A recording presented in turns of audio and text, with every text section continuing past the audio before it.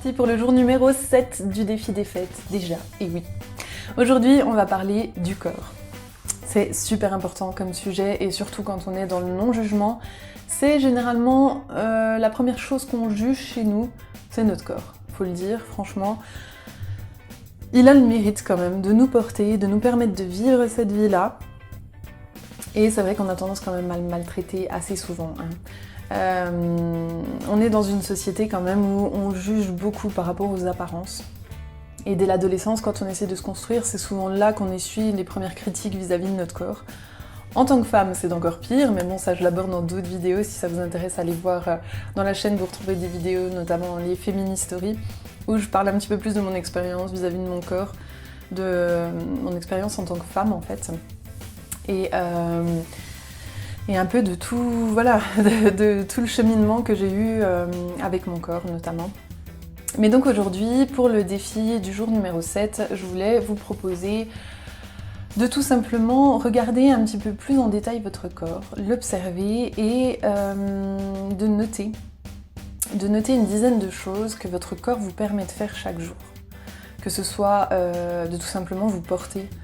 Il faut savoir qu'on a tout un système musculaire qui nous permet de lever notre carcasse quand même, qui est actif pour nous. On a toutes nos cellules qui travaillent vraiment intensément chaque jour pour nous permettre de vivre, pour nous permettre de réaliser nos rêves, pour nous permettre de nous réaliser et de vivre notre vie en fait.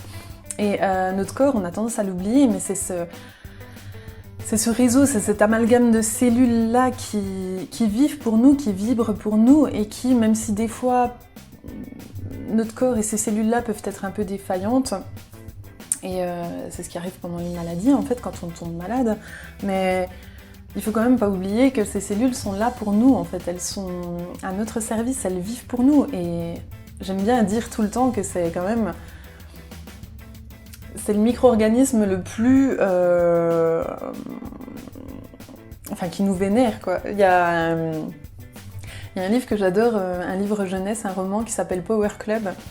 Et en fait, dedans, il y a une jeune fille donc, qui acquiert des pouvoirs, parce que les pouvoirs sont... Pour les jeunes milliardaires, en fait, ils peuvent s'offrir des pouvoirs qui sont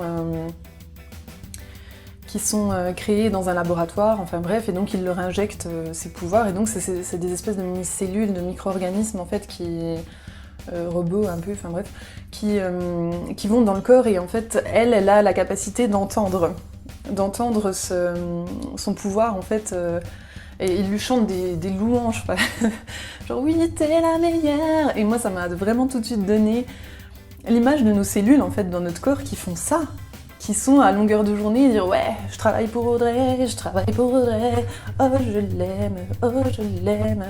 C'est un peu égocentrique, ça paraît un peu égocentrique, mais non, il faut pas l'oublier, c'est que notre corps vit pour nous, et ça on a tendance à l'oublier.